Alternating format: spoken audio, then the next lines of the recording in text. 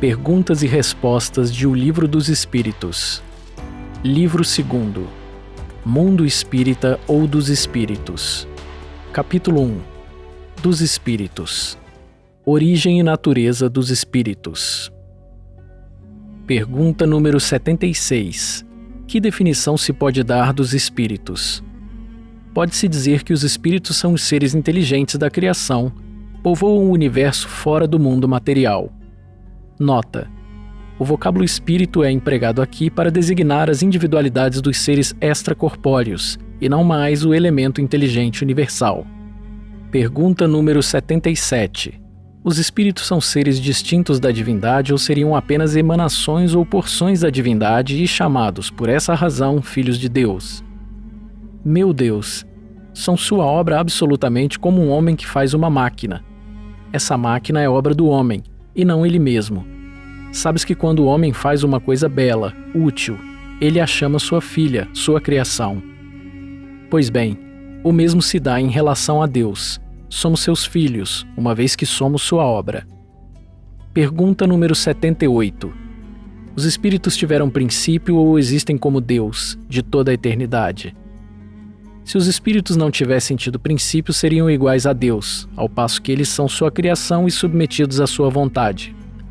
Deus existe de toda a eternidade e isto é incontestável, mas saber quando e como nos criou, não o sabemos. Podes dizer que não tivemos princípios se entenderes com isso que, sendo Deus eterno, tem criado sem descanso.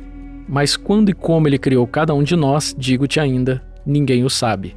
Aí é que está o mistério. Pergunta número 79. Visto que existem dois elementos gerais no universo, o elemento inteligente e o elemento material, poder-se-á dizer que os espíritos são formados do elemento inteligente como os corpos inertes são formados do elemento material? Evidentemente, os espíritos são individualizações do princípio inteligente como os corpos são individualizações do princípio material. A época e o modo dessa formação é que são desconhecidos. Pergunta número 80. A criação dos espíritos é permanente ou só ocorreu na origem dos tempos? É permanente, quer dizer, Deus não cessou jamais de criar. Pergunta número 81. Os espíritos se formam espontaneamente ou procedem uns dos outros? Deus o cria, como todas as outras criaturas, pela sua vontade. Mas, ainda uma vez, a origem deles é mistério. Pergunta número 82. É exato dizer-se que os espíritos são imateriais? Como se pode definir uma coisa quando falta termos de comparação e com uma linguagem insuficiente? Pode um cego de nascimento definir a luz? Imaterial não é o termo. Incorpóreo seria mais exato, pois deves compreender que, sendo o espírito uma criação, deve ser alguma coisa. É a matéria quintessenciada, mas sem analogia para vós outros, e tão etérea que não pode ser percebida pelos vossos sentidos. Dizemos que os espíritos são imateriais, porque sua essência difere de tudo o que conhecemos sob o nome de matéria. Uma comunidade de cegos não teria termos para definir a luz e seus efeitos. Um cego, de nascença, crê possuir todas as percepções pelo ouvido, o odor, o gosto e o tato. Ele não compreende as ideias que lhe dariam sentido que lhe falta. Da mesma forma, com relação à essência dos seres sobre-humanos, somos verdadeiros cegos. Não os podemos definir senão por comparações sempre imperfeitas ou por um esforço da nossa imaginação. Pergunta número 83. Os espíritos têm fim? Compreende-se que o princípio de onde eles emanam seja eterno, mas o que perguntamos é se a sua individualidade tem um termo e se, num tempo dado, mais ou menos longo, o elemento de que são formados não se dissemina e não retorna à massa de onde saiu, como ocorre com os corpos materiais. É difícil de conceder-se que uma coisa que teve começo possa não ter fim. Existem coisas que não compreendeis, porque a vossa inteligência é limitada e isso não é razão para que a rejeiteis. A criança não compreende tudo o que seu pai compreende, nem o ignorante tudo o que o sábio compreende. Dissemos que a existência do espírito não tem fim. É tudo o que podemos dizer por enquanto. Mundo normal primitivo. Pergunta número 84. Os espíritos constituem um mundo à parte, fora daquele que vemos? Sim, o mundo dos espíritos ou das inteligências incorpóreas. Pergunta número 85. Na ordem das coisas, qual dos dois é o principal? O mundo dos espíritos ou o mundo corpóreo? O mundo espírita, Ele preexiste e sobrevive a tudo. Pergunta número 86. O mundo corpóreo poderia deixar de existir ou não ter jamais existido sem alterar a essência do mundo espírita? Sim. Eles são independentes. No entanto, sua correlação é incessante porque reagem incessantemente um sobre o outro. Pergunta número 87.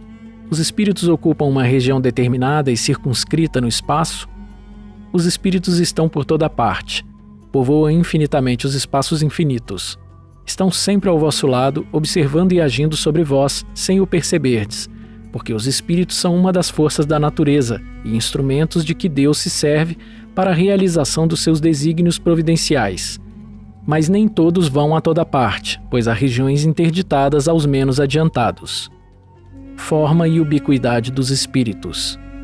Pergunta número 88. Os espíritos têm uma forma determinada, limitada e constante? Para vós, não. Para nós, sim. O espírito é, se quiserdes, uma chama, um clarão ou uma centelha etérea. Essa chama ou centelha tem uma cor qualquer? Para vós, ela varia da sombra ao brilho do rubi, segundo seja o espírito mais ou menos puro. Representam-se ordinariamente os gênios com uma flama ou uma estrela sobre a fronte. É uma alegoria que lembra a natureza essencial dos espíritos. Colocam-no na altura da cabeça porque aí está a sede da inteligência. Pergunta número 89. Os espíritos gastam algum tempo para percorrer o espaço? Sim, porém, rápido como o pensamento. O pensamento não é a própria alma que se transporta? Quando o pensamento está em qualquer parte, a alma aí está também, pois é a alma que pensa. O pensamento é um atributo. Pergunta número 90. O espírito que se transporta de um lugar a outro tem consciência da distância que percorre e dos espaços que atravessa ou é subitamente transportado para o lugar onde quer ir? Ocorrem ambas as coisas. O espírito pode, muito bem, se ele quiser, tomar conhecimento da distância que percorre, mas essa distância pode desaparecer completamente dependendo da sua vontade e da sua natureza mais ou menos depurada. Pergunta número 91. A matéria constitui obstáculo aos espíritos? Não. Eles penetram em tudo. O ar, a terra, as águas e mesmo o fogo lhes são igualmente acessíveis. Pergunta número 92. Os espíritos têm o dom da ubiquidade? Por outras palavras, o mesmo espírito pode se dividir ou existir em vários lugares ao mesmo tempo? Não pode haver divisão do mesmo espírito, mas cada um é um centro que irradia em diversas direções e é por isso que parecem estar em vários lugares ao mesmo tempo. Vês o Sol? É apenas um. No entanto, ilumina tudo ao redor e leva seus raios a longas distâncias. Apesar disso, ele não se divide. Todos os espíritos se irradiam com o mesmo poder? Muito longe disso. Depende do grau da sua pureza. Cada espírito é uma unidade indivisível, mas cada um deles pode irradiar seu pensamento em diversas direções sem com isso se dividir. É nesse sentido somente que se deve entender o dom da ubiquidade atribuída aos espíritos. Tal como uma centelha que se projeta à distância, sua claridade pode ser percebida de todos os pontos do horizonte, tal como ainda um homem que, sem mudar de lugar e sem se repartir, pode transmitir suas ordens, seus sinais e o movimento para diferentes pontos. Perispírito. Pergunta número 93. O espírito propriamente dito tem alguma cobertura ou está, como pretendem alguns, envolvido numa substância qualquer? O espírito está revestido de uma substância vaporosa para os teus olhos, mas ainda bem grosseira para nós. Muito vaporosa, entretanto, para poder elevar-se na atmosfera e transportar-se para onde queira. Assim como o germe de um fruto é envolvido pelo perisperma, da mesma forma o espírito, propriamente dito, está revestido de um envoltório que, por comparação, pode se chamar de perispírito. Pergunta número 94. De onde o espírito toma o seu invólucro semimaterial? Do fluido universal de cada globo. Por isso ele não é o mesmo em todos os mundos. Passando de um mundo para outro, o espírito troca o seu envoltório como mudais de roupa. Assim, quando os espíritos que habitam mundos superiores vêm entre nós, tomam um perispírito mais grosseiro? Já o dissemos. É preciso que eles se revistam da vossa matéria. Pergunta número 95. O envoltório semimaterial do espírito tem formas determinadas e pode ser perceptível? Sim, tem uma forma que o espírito deseja, e é assim que ele se vos apresenta algumas vezes, seja em sonho, seja em estado de vigília, podendo tomar forma visível e mesmo palpável. diferentes ordens de espíritos. Pergunta número 96. Os espíritos são iguais ou existe entre eles uma hierarquia?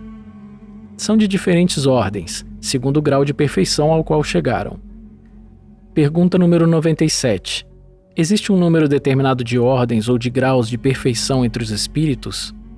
O número é ilimitado, pois não existe entre essas ordens uma linha de demarcação traçada como uma barreira e, assim, podem se multiplicar ou restringir as divisões à vontade.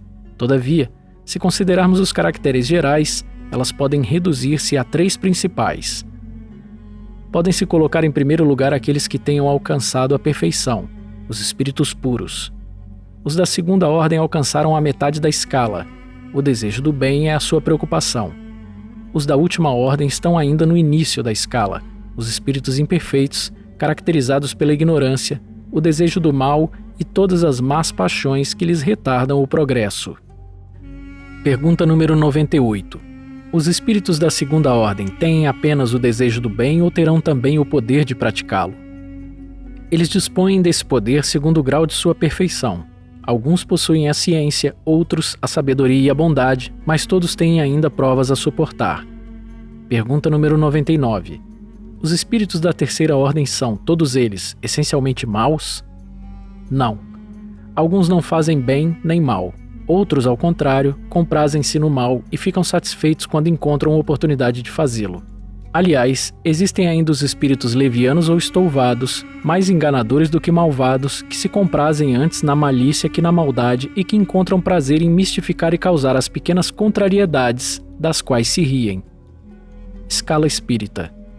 Pergunta número 100. Observações preliminares. A classificação dos espíritos se baseia sobre o grau de seu adiantamento, sobre as qualidades que adquiriram e sobre as imperfeições das quais devem ainda despojar-se. Esta classificação, de resto, nada tem de absoluta. Cada categoria não apresenta um caráter nítido senão no seu conjunto. Todavia, de um grau ao outro, a transição é insensível e sobre os seus limites a pequena diferença se apaga como nos reinos da natureza, como nas cores do arco-íris, ou ainda como nos diferentes períodos da vida do homem. Pode-se dizer, pois, formar maior ou menor número de classes, segundo o ponto de vista sobre o qual se considera a questão. Ocorre o mesmo que em todos os sistemas de classificações científicas. Esses sistemas podem ser mais ou menos completos, mais ou menos racionais, mais ou menos cômodos para a inteligência, mas, quaisquer que sejam, não mudam em nada as bases da ciência. Os espíritos interrogados sobre essa questão podem, pois, ter divergido sobre o número de categorias, sem que isso tenha consequências. Alguns se armaram dessa contradição aparente, sem refletirem que os espíritos não ligam nenhuma importância ao que é puramente convencional. Para eles, o pensamento é tudo. Deixam para nós a forma, a escolha dos termos, as classificações, numa palavra, os sistemas. Acrescentamos ainda esta consideração que não se deve jamais perder de vista. É que entre os espíritos, do mesmo modo que entre os homens, há os muito ignorantes, não sendo demais se colocar em guarda contra a tendência a crer que todos devem tudo saber porque são espíritos. Toda classificação exige método, análise e conhecimento profundo do assunto. Ora, no mundo dos espíritos, aqueles que têm conhecimentos limitados são, como neste mundo, os ignorantes, os inaptos a abranger um conjunto, a formular um sistema. Não conhecem ou não compreendem, senão imperfeitamente, uma classificação qualquer. Para eles, todos os espíritos que lhes são superiores são da primeira ordem, sem que possam apreciar as diferenças de saber, de capacidade e de moralidade que os distinguem, como entre nós um homem rude em relação aos homens civilizados. Aqueles mesmos que estão aptos podem variar nos detalhes segundo seu ponto de vista, sobretudo quando uma divisão não tem nada de absoluta. Linneu, Jussieu e Tournefort tiveram cada um o seu método e a botânica não mudou por isso. É que não inventaram as plantas nem seus caracteres, mas observaram as analogias com as quais depois formaram os grupos ou classes. Foi assim também que procedemos. Não inventamos os espíritos nem seus caracteres. Vimos e observamos, julgando-os pelas suas palavras e atos, e depois os classificamos pelas semelhanças, baseados em dados que eles próprios nos forneceram. Os espíritos geralmente admitem 3 categorias principais ou 3 grandes divisões: Na última, aquela que está no início da escala, estão os espíritos imperfeitos, caracterizados pela predominância da matéria sobre o espírito e pela inclinação ao mal. Os da segunda se caracterizam pela predominância do espírito sobre a matéria e pelo desejo do bem. São os bons espíritos. A primeira, enfim, compreende os espíritos puros, aqueles que alcançaram o supremo grau de perfeição.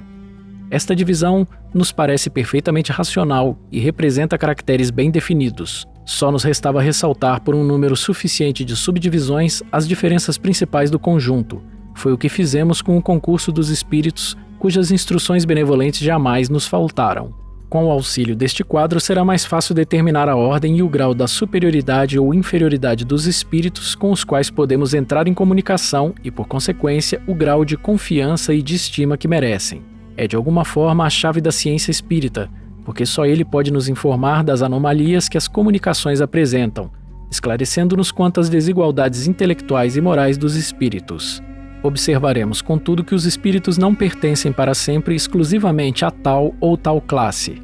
Seu progresso, não se realizando senão gradualmente e, frequentemente, mais num sentido que em outro, eles podem reunir os caracteres de várias categorias, o que se pode apreciar pela sua linguagem e pelos seus atos. Terceira ordem. Espíritos imperfeitos. Pergunta número 101. Caracteres gerais. Predominância da matéria. Sobre o espírito, propensão ao mal, ignorância, orgulho, egoísmo e todas as más paixões que lhes são consequências. Têm a intuição de Deus, mas não o compreendem. Não são todos essencialmente maus. Em alguns há mais de irreflexão, de inconsequência e de malícia do que verdadeira maldade.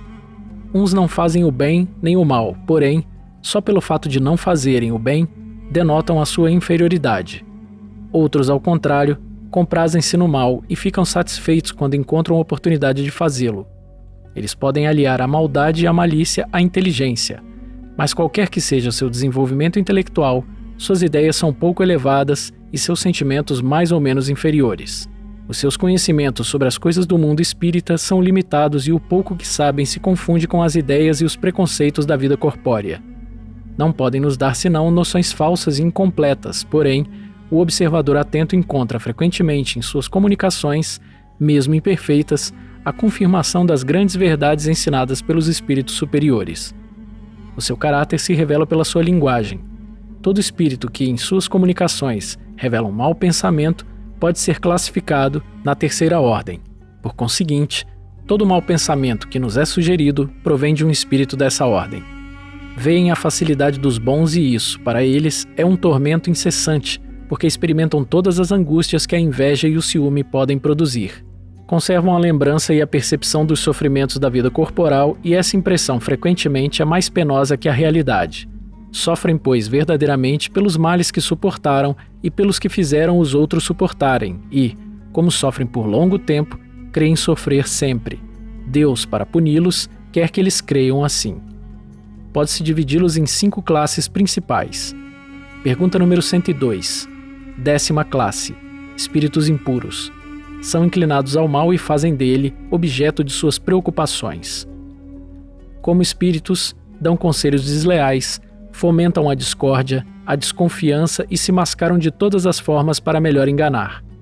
Ligam-se aos homens de caráter bastante fraco para cederem às suas sugestões, a fim de prejudicá-los, satisfeitos em poderem retardar o seu progresso e fazê-los sucumbir nas provas por que passam.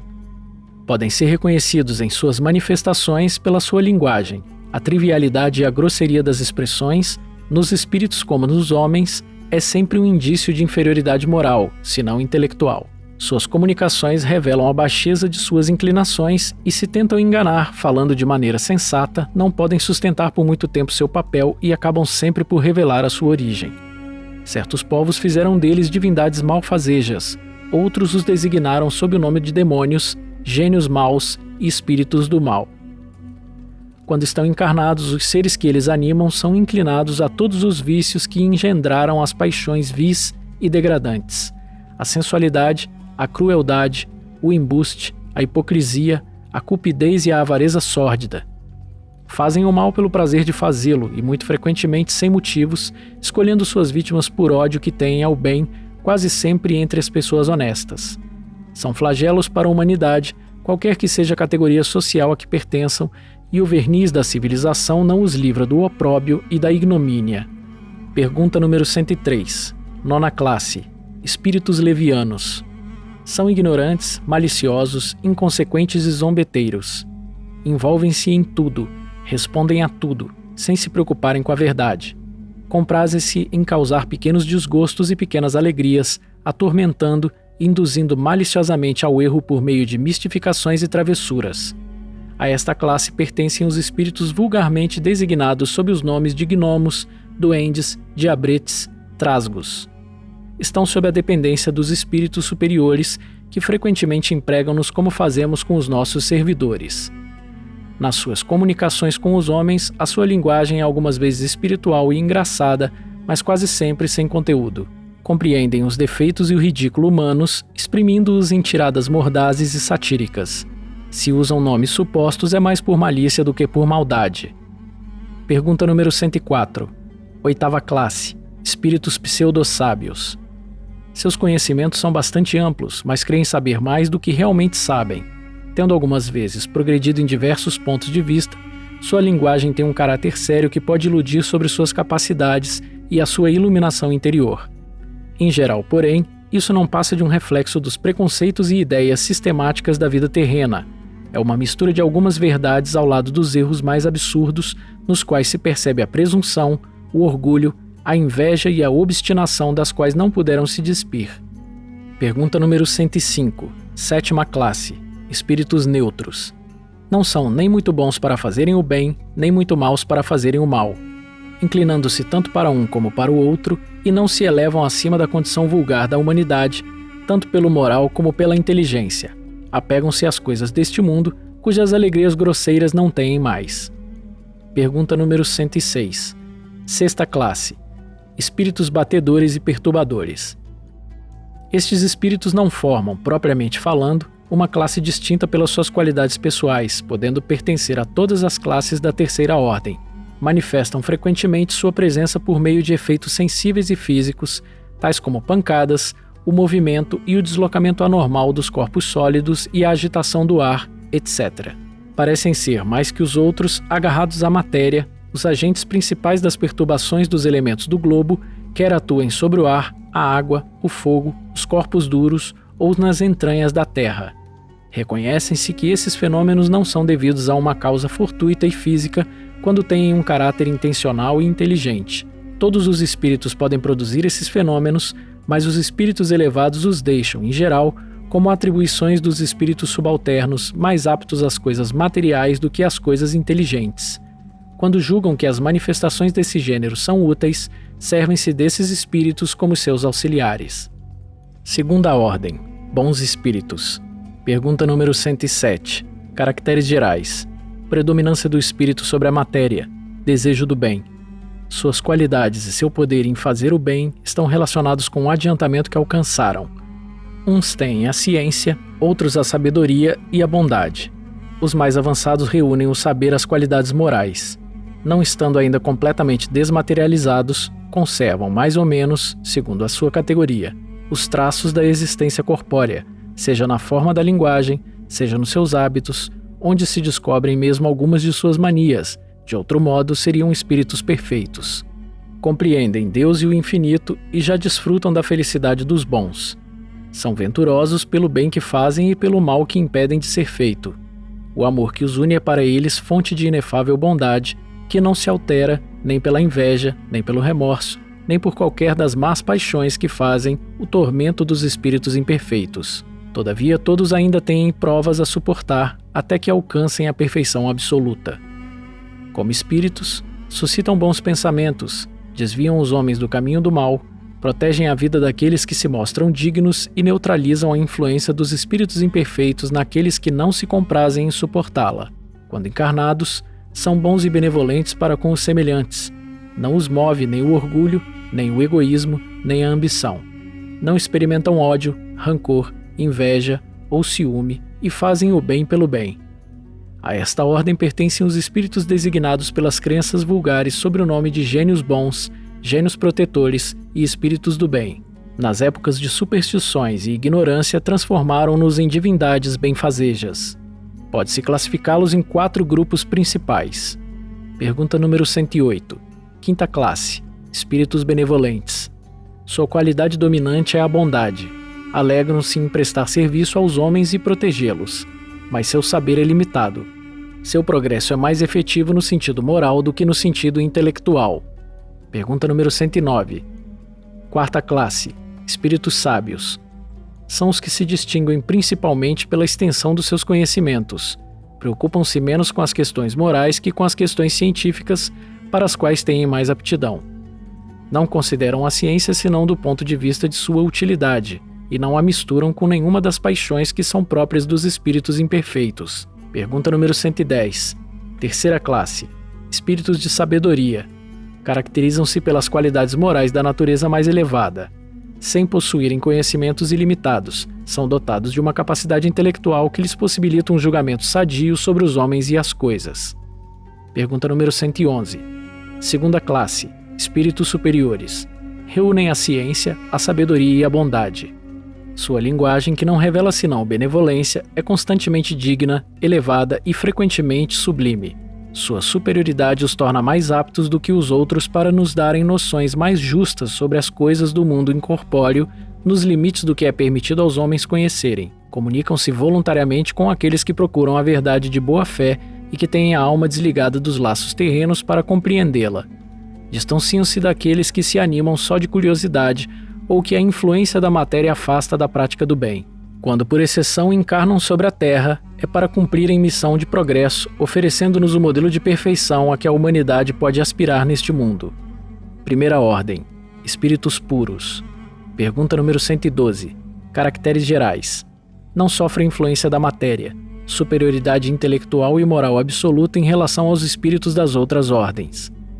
Pergunta número 113. Primeira classe. Classe única.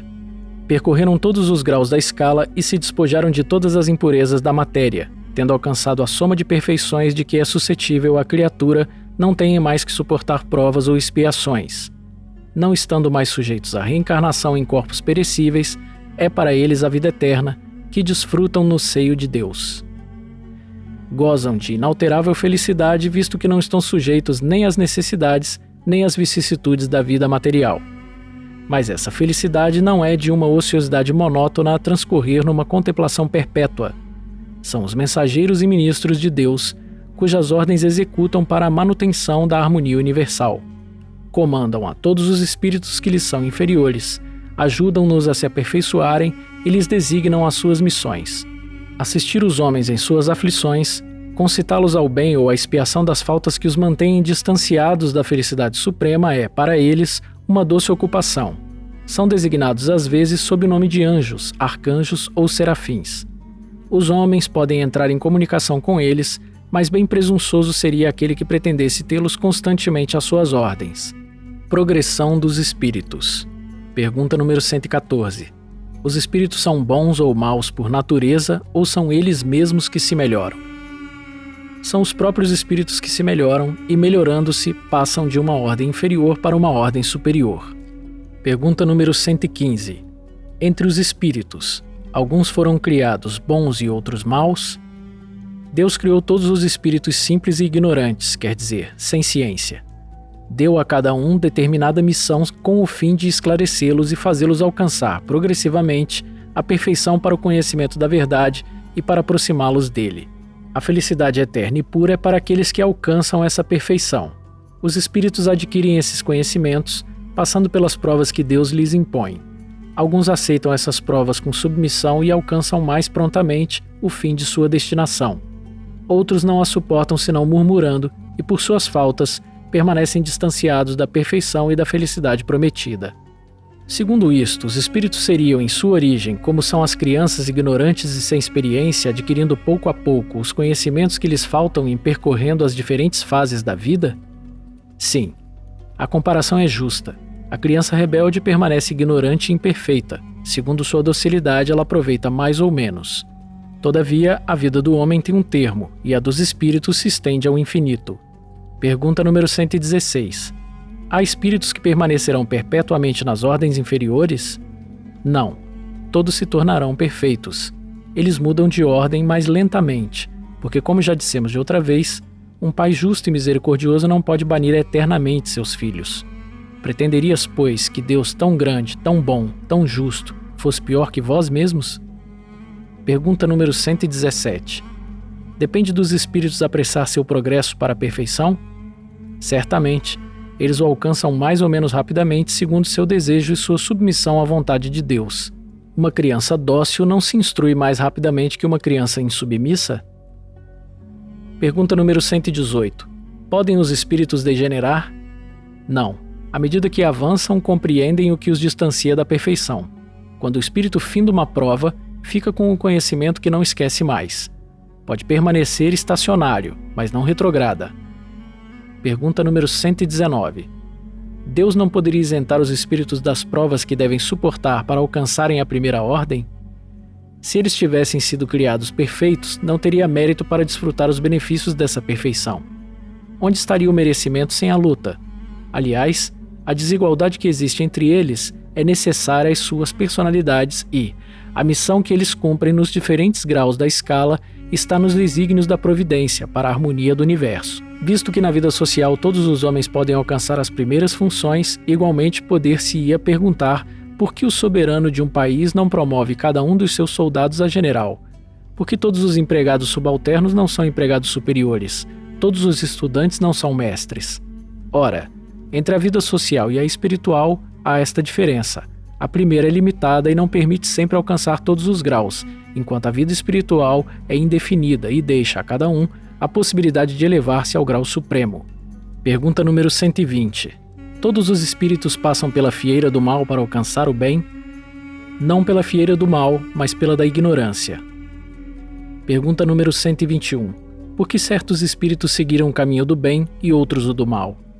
Não têm eles o livre-arbítrio? Deus não os criou maus, criou-os simples e ignorantes, isto é, com aptidão tanto para o bem quanto para o mal. Aqueles que são maus, assim se tornaram por sua vontade. Pergunta número 122. Como podem os espíritos, em sua origem, quando não têm consciência de si mesmos, desfrutar da liberdade de escolha entre o bem e o mal? Existe neles um princípio, uma tendência qualquer que os incline mais para um caminho que para outro? O livre-arbítrio se desenvolve à medida que o espírito adquire a consciência de si mesmo.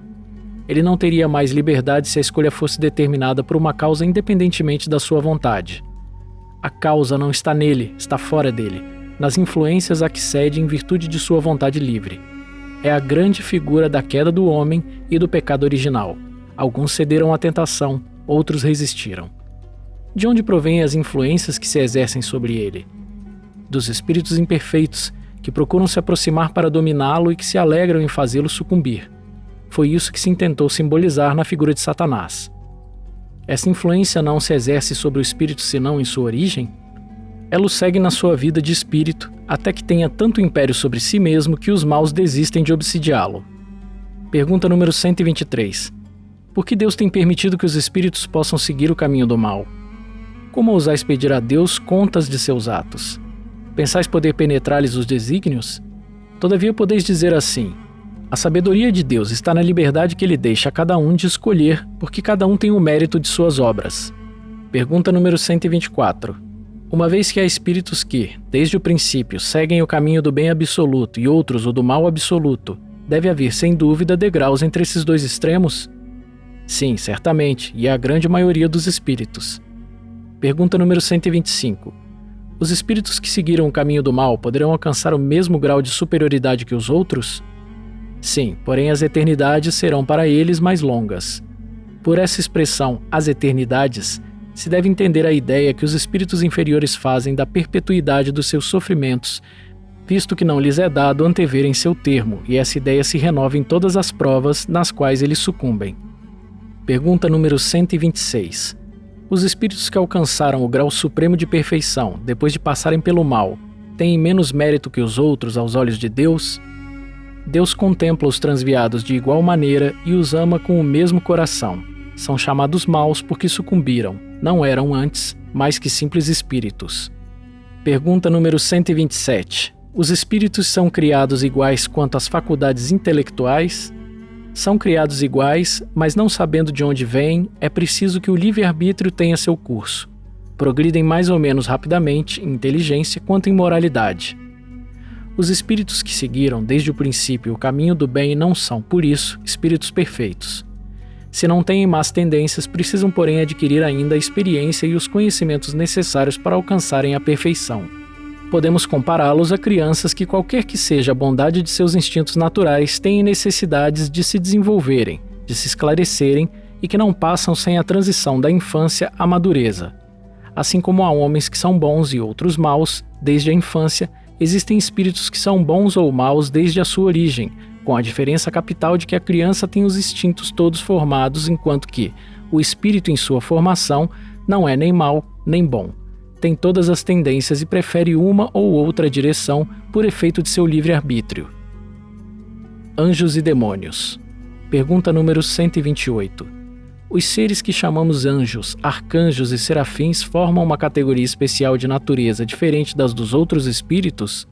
Não. Esses são os espíritos puros, os que se acham no mais alto grau da escala e reúnem todas as perfeições. A palavra anjo revela, geralmente, a ideia de perfeição moral. Entretanto, aplica-se frequentemente a todos os seres bons e maus que estão fora da humanidade. Disse, o bom ou mau anjo, o anjo de luz e o anjo das trevas. Nesse caso, é sinônimo de espírito ou de gênio. Nós a tomamos aqui na sua boa acepção. Pergunta número 129. Os anjos percorreram todos os graus da escala? Percorreram todos os graus, mas como já dissemos, alguns aceitaram suas missões sem murmurar e chegaram mais depressa. Outros gastaram um tempo mais ou menos longo para alcançarem a perfeição. Pergunta número 130. Se a opinião que admite seres criados perfeitos e superiores a todas as outras criaturas é errônea, como se explica que essa crença esteja na tradição de quase todos os povos? Fica sabendo que teu mundo não existe de toda a eternidade e que, muito antes que ele existisse, já havia espíritos que tinham atingido o grau supremo. Os homens acreditaram que eles foram sempre assim. Pergunta número 131. Há demônios no sentido que se dá a esta palavra? Se houvesse demônios, eles seriam obra de Deus, e Deus seria justo e bom se houvesse criado seres devotados eternamente ao mal e infelizes? Se há demônios, eles habitam em teu mundo inferior e em outros semelhantes. São esses homens hipócritas que fazem de um Deus justo, um Deus mau e vingativo, e creem lhes serem agradáveis pelas abominações que cometem em seu nome. A palavra demônio não implica na ideia de espírito mau, senão na sua significação moderna, porque a palavra grega daimon, da qual seria origem, significa gênio, inteligência, emprega-se para designar os seres incorpóreos bons ou maus, sem distinção. Por demônios, segundo o significado vulgar da palavra, entendem-se seres essencialmente malfazejos. Seriam como todas as coisas, criação de Deus. Ora, Deus, que é soberanamente justo e bom, não pode ter criado seres predispostos ao mal por sua natureza e condenados por toda a eternidade. Se não são obras de Deus, seriam, pois, como ele, de toda a eternidade, ou então haveria várias potências soberanas. A primeira condição de toda doutrina é de ser lógica. Ora, a dos demônios em seu sentido absoluto peca por essa base essencial.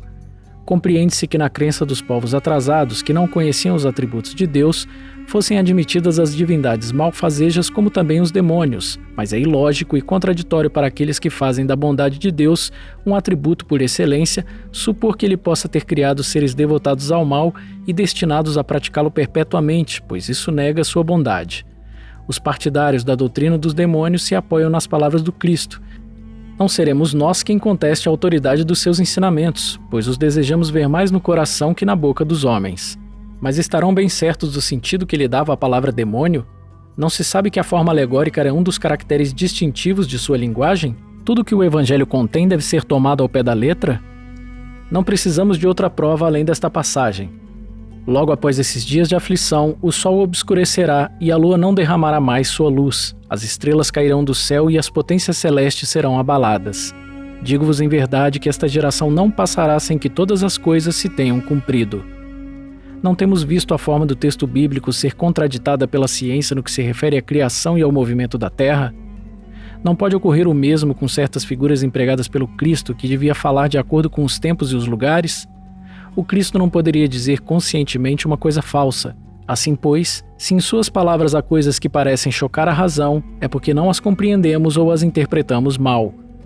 Os homens fizeram com os demônios o que fizeram com os anjos, da mesma forma que acreditaram em seres perfeitos de toda a eternidade, tomaram os espíritos inferiores por seres perpetuamente maus. Pela palavra demônio, devem, pois, entender-se os espíritos impuros que frequentemente não valem mais do que as entidades designadas por esse nome, mas, com a diferença de que seu estado é transitório. São os espíritos imperfeitos que murmuram contra as provas que devem suportar e que, por isso, suportam-nas por mais tempo. Chegarão, porém, por seu turno, a sair desse estado quando quiserem. Poder-se-ia então aceitar a palavra demônio com esta restrição, mas como é entendida num sentido exclusivo, poderia induzir ao erro fazendo crer na existência de seres especiais criados para o mal. Com relação a Satanás, é evidentemente a personificação do mal sob uma forma alegórica, pois não se poderia admitir um ser mau a lutar, de potência a potência, com a divindade e cuja única preocupação seria a de contrariar os seus desígnios. Precisando o homem de figuras e de imagens para impressionar a sua imaginação, ele pintou os seres incorpóreos sob uma forma material, com atributos lembrando as suas qualidades ou seus defeitos. É assim que os antigos, querendo personificar o tempo, pintaram-no com a figura de um ancião portando uma foice e uma ampulheta. A figura de um homem jovem seria um contrassenso. A mesma coisa se verifica com as alegorias da fortuna, da verdade e etc. Modernamente, os anjos ou espíritos puros são representados por uma figura radiosa, com asas brancas, símbolo da pureza. Satanás com 2 chifres, garras e os atributos da animalidade, emblemas das paixões inferiores. O vulgo que toma as coisas pela letra viu nesses emblemas um indivíduo real, como outrora vira Saturno na alegoria do tempo.